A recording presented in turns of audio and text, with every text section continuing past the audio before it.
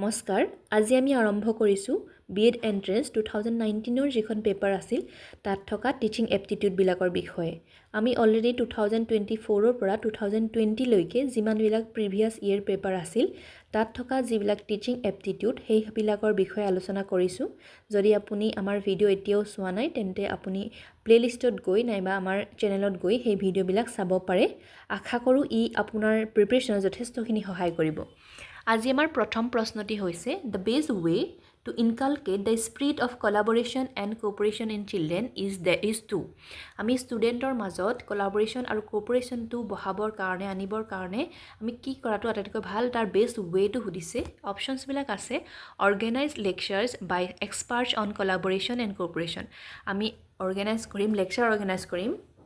এক্সপাৰ্টৰ সহায়ত collaboration আৰু cooperationৰ ওপৰত Option B, engage the students in group work. আমি student বিলাকক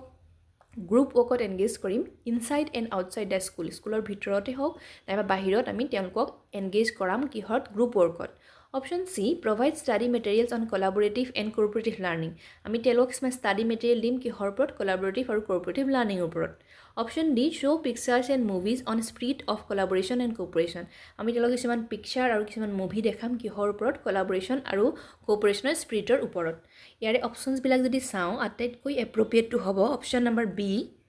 আমি কি কৰিম এনগেজ কৰিম দ্য ষ্টুডেণ্টছ ইন গ্ৰুপ ৱৰ্কত ইনসাইড এণ্ড আউটসাইড দ্য স্কুলৰ ভিতৰতে হওক বা বাহিৰতে হওক তেওঁলোকক গ্ৰুপ ৱৰ্কত এনগেজ কৰিম যাতে তেওঁলোকৰ মাজৰ যিটো কোলাবৰেশ্যন তেওঁলোকৰ সহযোগিতা বা কোঅপাৰেশ্যনটো বৃদ্ধি পায় Question number 2, the duration of integrated B.Ed M.Ed program is. যিটো integrated আমাৰ B.Ed M.Ed program তাৰে duration টো কিমান সুধিছে আমি এটো সকলোৱে জানো ইয়াৰে শুদ্ধ উত্তৰ হ'ব option number C 4 years. Question number 3, the most effective teacher is one who has command over. আটাইতকৈ effective teacher সেইজনেই বুলি কৈছে যাৰ command আছে কিহৰ ওপৰত command আছে অপচনছ বিলাক কৈছে content and language Option B, pedagogy and child psychology. Option C, language and pedagogy. Option D, content and pedagogy. ইয়াৰে গুটেই কেইটা অপচন এনেকুৱা লাগে যে গুটেই কেইটাই হ'ব নিচিনা ইয়াৰে শুদ্ধ অপচনটো হ'ব option number D, content and pedagogy. টিচাৰজন তেতিয়া ইফেক্টিভ হ'ব যেতিয়া তেওঁ নিজৰ সাবজেক্টটো নিজৰ কন্টেন্টৰ ওপৰত ভাল এটা নলেজ থাকিব আৰু তেওঁ পেডাগজিৰ ওপৰত জ্ঞান থাকিব পেডাগজি মানে শিক্ষণ পদ্ধতি কেনেদৰে লাৰ্নাৰ্ছক কেনেকৈ ষ্টুডেণ্টক শিকাব লাগে সেই শিক্ষণ পদ্ধতিৰ লগতে নিজৰ সাবজেক্ট মেটাৰটোৰ ওপৰত নিজৰ কন্টেন্টৰ ওপৰত যেতিয়া এজন টিচাৰৰ কামাণ্ড থাকিব আমি তাক কম যে মোষ্ট ইফেক্টিভ টিচাৰ সেইকাৰণে option number D is the right one Question number 4, the important indicator of quality of education provided in a school is. School এখনত যেতিয়া আমাৰ indicator বুলি কৈছে quality of education provided in a schoolত দিয়া শিক্ষাৰ আমি কোনটোৰ পৰা গম পাম যে এটো quality education হয় কোনটো indicator পৰা গম পাম important indicator কোনটো অপচনছ বিলাক আছে the infrastructural facilities available in the স্কুলখনৰ infrastructure facility যি available হেইটোৱে এটা good quality education বুজাবনে অপচন বি কৈছে the use of ICT in classroom by teachers classroomত টিচাৰে ICT ইউজ কৰিছে হেতুৱে বুজাব নেকি option C the marks obtained by students in the examination বা পৰীক্ষা ষ্টুডেণ্টে কিমান নম্বৰ পাইছে আমি অলৰেডি কৈছো মাৰ্কস পোৱা এনেকুৱা ধৰণৰ এই কথাবিলাক আমি নেগেটিভ এটা মিনিংয়ে বুজিম হেকানে এনেকুৱা ধৰণৰ অপচনছ বিলাক আমি সাধাৰণতে এলিমিনেট কৰো option D level of learning outcome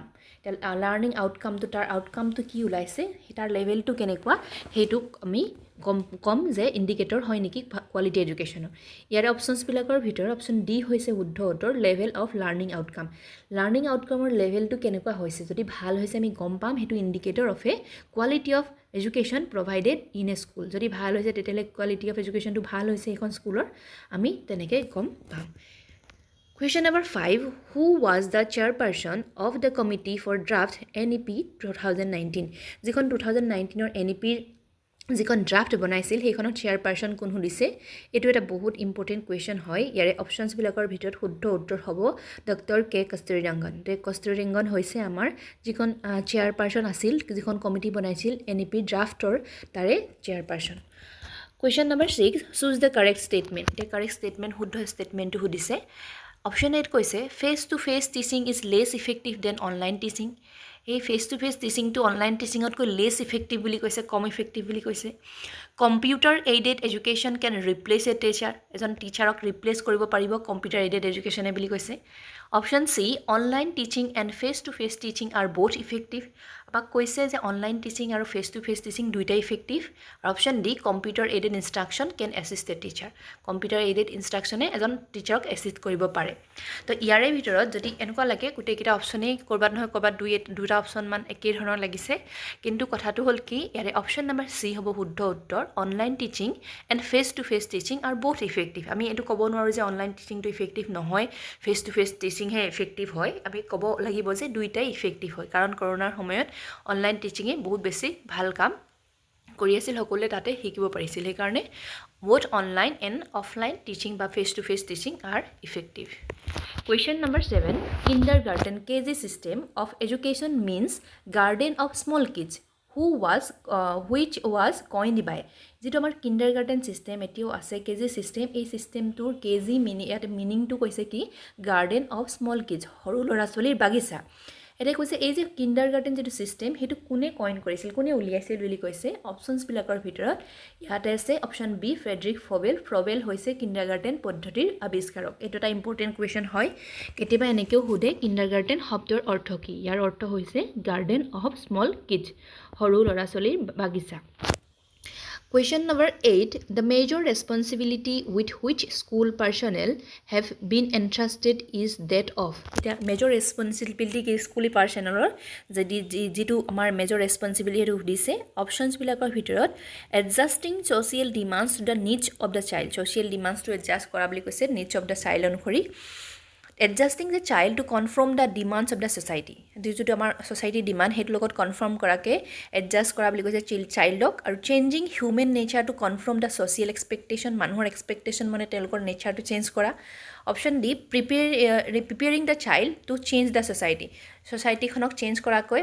আমাৰ শিশুটোক প্ৰিপেয়াৰ কৰি তোলা ইয়াৰ অপচনছ বিলাকৰ ভিতৰত যদি চাও অপচনছ টু হ'ব আমাৰ B is the most appropriate one ইয়াতে কৈছে যে adjusting the child to conform the demands of the society যেটো ডিমাণ্ড সেইটোৰ লগত কনফাৰ্ম এডজাষ্ট কৰাকৈ আমি টিচাৰ ষ্টুডেণ্টবিলাকক চাইল্ডবিলাকক কি কৰা গঢ়ি তোলাটোৱে হ'ব মেজৰ ৰেছপন্সিবিলিটি সেইটো কাক এন্ট্ৰাষ্ট কৰা হয় school পাৰ্চনেলক Question number 9 arrange the following teaching method হ'ব teaching process হ'ব লাগিছে teaching order হ'ব লাগিছিল এটো অলৰেডি এবাৰ কৰিয়ে থৈছো এটা লাষ্ট ইয়াৰ যেটো পেপাৰ আছিল তাতো আহিছে এটো ৰিপিটেড কোৱেশ্চন হয় relating to the present knowledge to the previous knowledge evaluation reteaching formulating objective presentation of materials ইয়াতে আমি অলৰেডি কৈছো যে লাষ্ট ক্লাছত যে আমাৰ কি হ'ব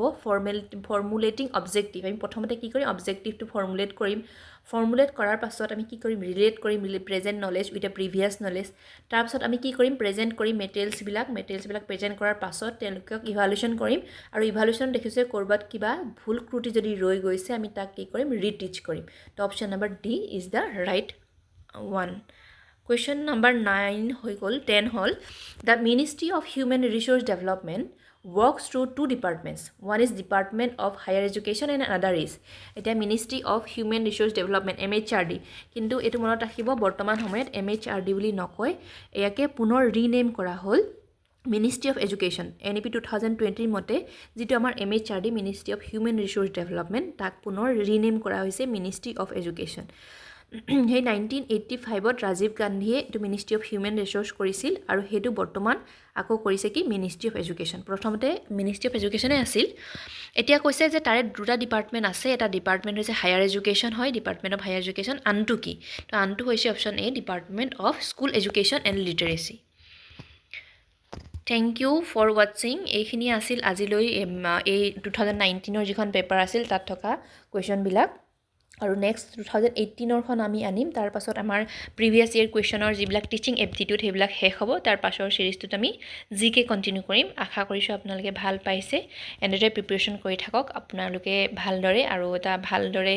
B.Ed কৰিবৰ কাৰণে সিট লৈ আপোনালোকৰ শিক্ষক হোৱাৰ সপোনটো যাতে পূৰণ হয় Thank you for watching